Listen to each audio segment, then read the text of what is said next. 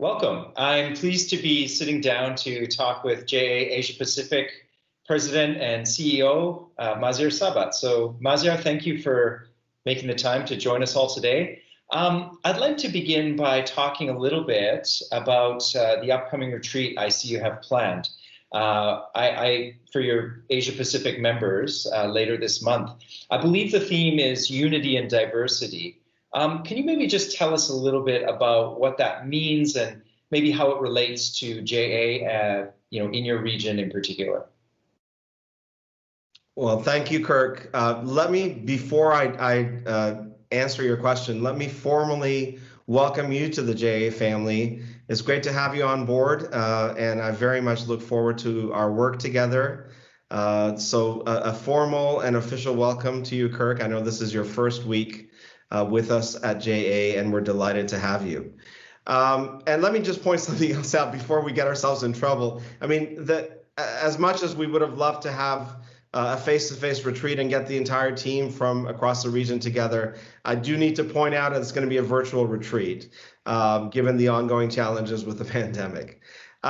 So your question about the theme, I mean, unity and diversity, what that means, I mean, to me, it implies celebrating each other's uniqueness and differences. So while at the same time, it implies keeping in mind a higher sense of unity or oneness that stems from our common purpose. Our goal as an organization, which is to empower young people, empower them to invest in themselves, serve their communities, inspire more effective institutions that govern those communities. And we want to help inspire a new generation of leaders that not only find individual success in the traditional sense, but that lead through walking a path of service. And as an organization that has been around for over 100 years, as you know, as we're present in over 100 countries, we reach over 12 million students each year. Our diversity is truly one of our greatest strengths. In the Asia Pacific region alone, our 17 locations represent a huge diversity of cultures, of languages, and we always strive to embody the values that we want to teach to our students. And in light of all this, I really can't think of a better overarching theme for our retreat than unity and diversity. Well, thanks for sharing that. I mean, it makes a lot of sense, especially as you said, given the fact that, you are situated here in the Asia Pacific, in a very diverse region. I mean, geographically, culturally, the makeup of your various teams. And as I understand it too, your model is the JA model is somewhat unique compared to perhaps other organizations. And I'm not sure that that's always well understood or at times even fully appreciated by others. The fact that as I understand it, of course, there's a unified approach to how the work is done, to how a particular program might be run, but there's also a high degree of autonomy as well at the local level. Can you just tell us a little bit about that? Sure. I mean, so we're a federated model, and so JA Worldwide is headquartered in the U.S., but each of our 6 regional operating centers, or ROCs as we call them, and we're obviously representing the Asia Pacific ROC, each of the ROCs is treated with a lot of autonomy. And each member nation that's part of a ROC is also given the same amount of autonomy and independence. And what does this allow us to do? Well, it allows us to keep a centralized mission, centralized vision, core values, but it also allows us to ensure that the way these are interpreted and implemented are very much in line with regional and national norms and practices. And by the way, this is important, by people based in market. So, it's difficult to truly understand a culture without being based and living in that culture or being from that culture ideally. And so I think this is something that we really think that our setup is designed to optimize. It also means that each of our countries has the necessary relationships with schools, with government, with local offices of partner organizations. In short, I think we benefit from the synergies of a huge global network, but we have the local expertise and agility that's required to operationalize programs, projects most effectively. The other thing I would add is this framework that we use, which we refer to as fixed, flexible, freestyle. And we use this to approach all of our work. The fixed element refers to components, considerations that are common to everyone at JA. Flexible would be things that may vary from one member nation or one region to another. And freestyle would be elements that are unique to a particular country or even a specific area within a country. For example, parts of rural Indonesia versus the Jakarta greater area. And so we find that the combination of all these things really optimizes our ability to make the type of impact that we're trying to make and to be locally relevant as well as globally consistent. Well, that makes a lot of sense, Maziar. I mean, I know that, I've been in the region here in Asia Pacific for 20 years, and I think that approach of, not being overly rigid. I mean, obviously being committed to your values and your vision, but at the same time allowing for a degree of flexibility and nuance, I mean, to me seems very well suited for the region. And I'm sure it's something your sponsors and supporters really appreciate, and your partners.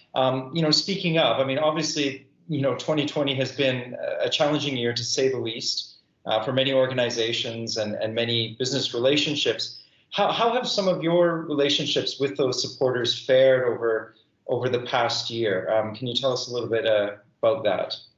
Well, first things first, let me express my thoughts to everybody who's been affected either directly or indirectly by the pandemic.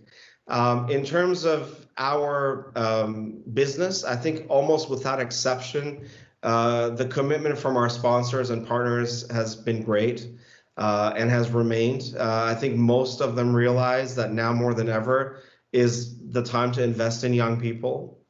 In cases where programs were designed for face-to-face implementation, our partners have worked very closely with us. And we've adapted programs to either 100% virtual or hybrid delivery models. And I can tell you that in many cases, we've seen an increase in reach and an increase in impact. This is not only true for our programs, but even our two flagship regional events. So the first ever virtual regional company of the year competition took place in August. It was hosted by JA Guam virtually. And also we have an upcoming International Trade Challenge, or ITC event, which will be held in early March. Also will be conducted 100% virtual.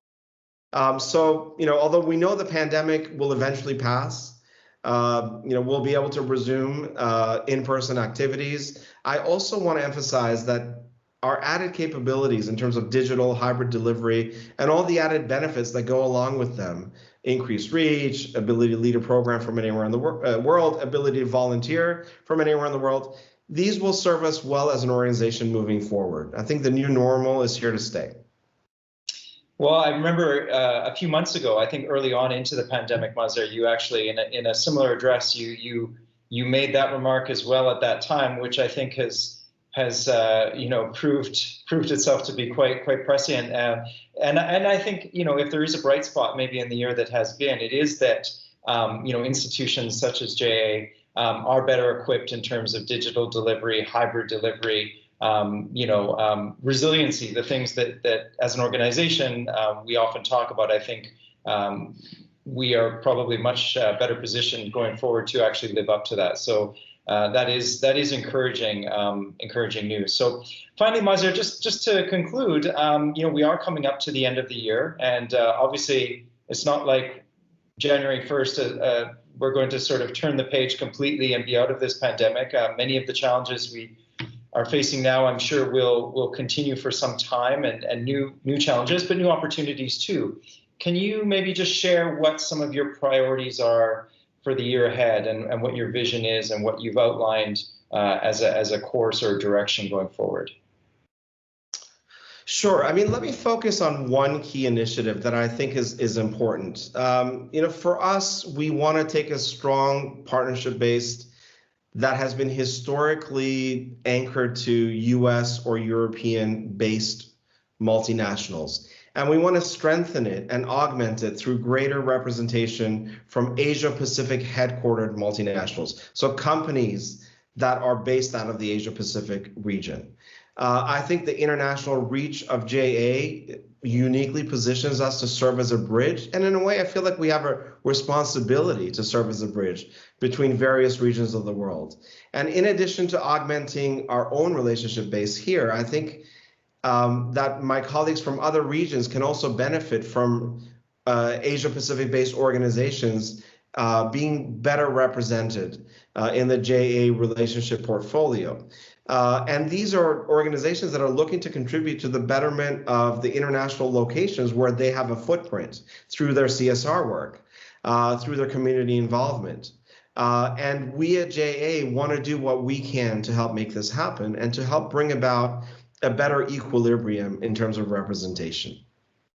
Well, that sounds like a very laudable and strategic and smart direction for the year ahead. And I think you're absolutely right that, as our region, really comes into a new age of maturity in every facet, economically and in terms of soft power and influence and every other capacity, I think it only makes sense that they are better represented in all things, including CSR initiatives and really sort of creating impact that benefits their own communities and individuals as well. So sounds wonderful. Maziar, thank you so much for taking the time to join us all. And we wish you and your colleagues all the best at your upcoming retreat. And we look forward to connecting with you soon down the road. Thank you, Kirk, and stay safe, everyone.